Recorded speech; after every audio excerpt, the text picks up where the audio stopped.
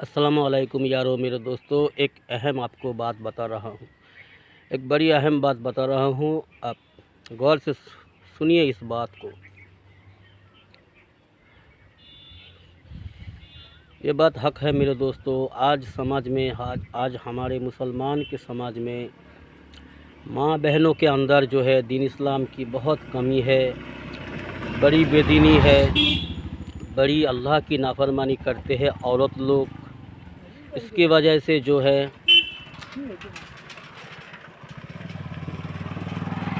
घर में बेदीनी ज़्यादा होती है।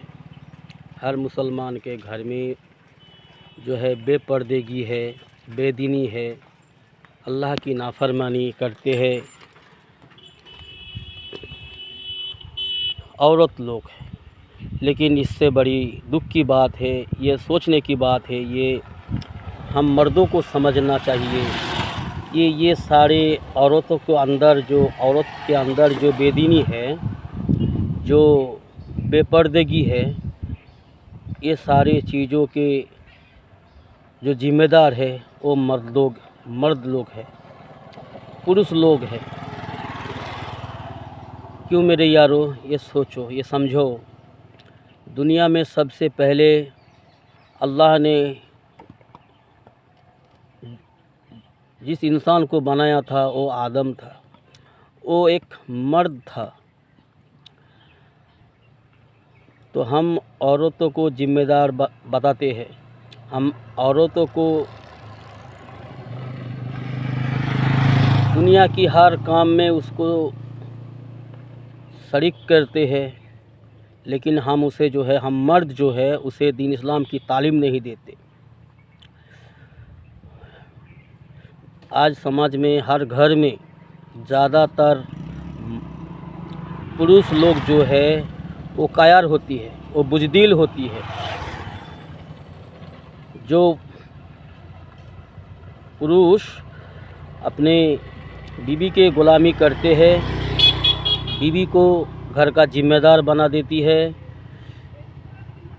माँ की नाफरमानी करती है, माँ बाप की नाफरमानी करती है, माँ बाप की हक नहीं देते, वो अपनी बीवी की ग़ुलामी करती है।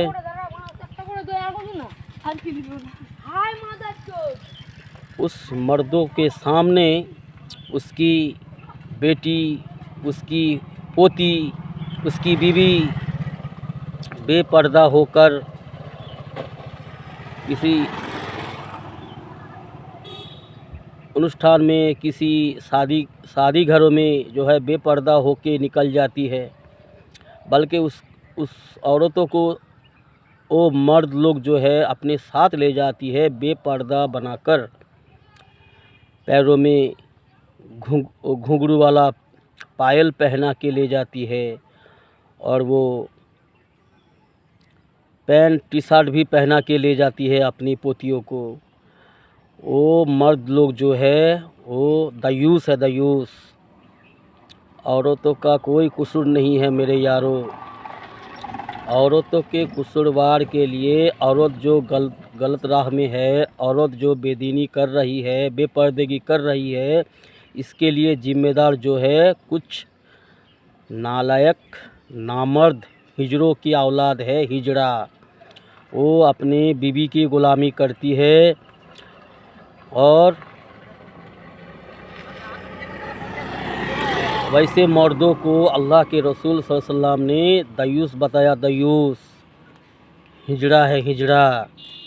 तो मेरे यारों, मेरे दोस्तों, हमारी इस बात पे कोई बुरा ना मानो। अगर ये गलती आप मर्दों में है तो इसको बदलो। फ़ौरन अपने आप को मर्द बन के दिखाओ। फ़ौरन जो है आपको मर्द बनना है, आपको पुरुष बनना है।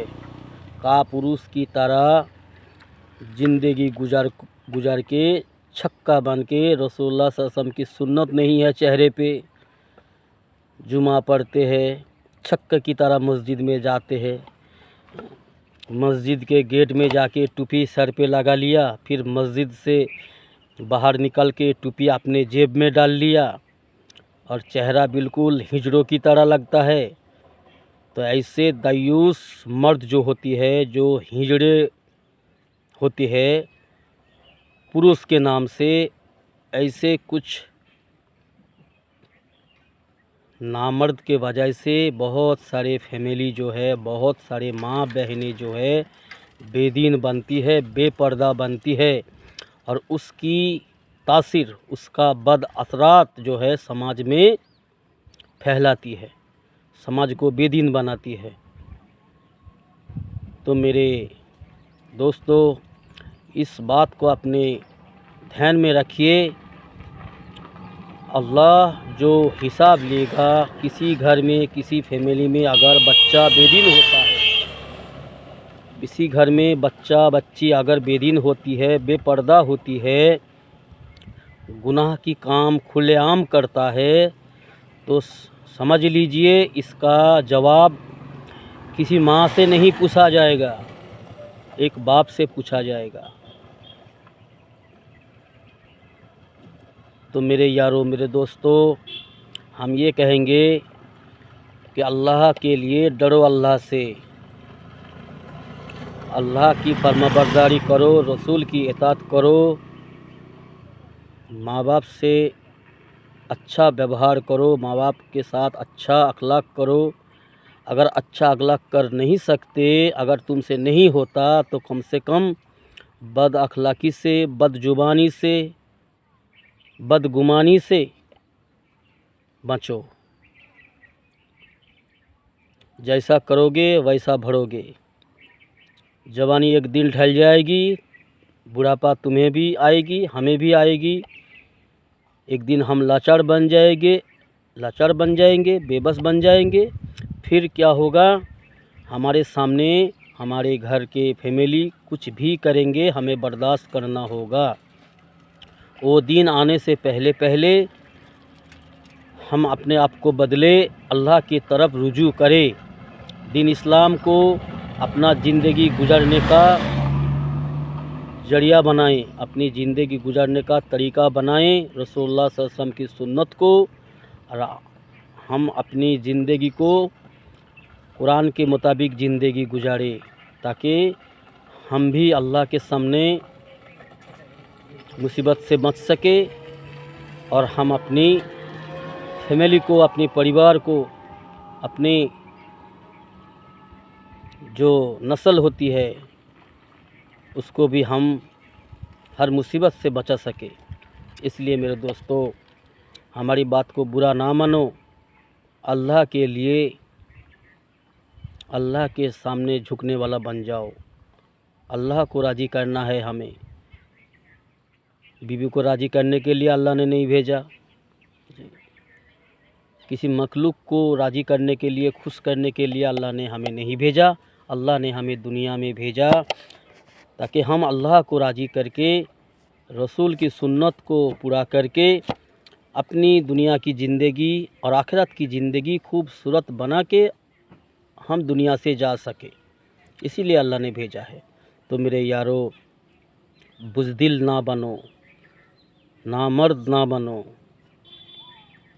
इसका मतलब ये नहीं कि तुम हर वक्त अपने आप को शेर समझो। ऐसा नहीं है कि आपने ऐसा करना है कि घर के सारे हमें डरे, घर का पूरा फैमिली हमसे डरे। ऐसी बात नहीं है मेरे यारों।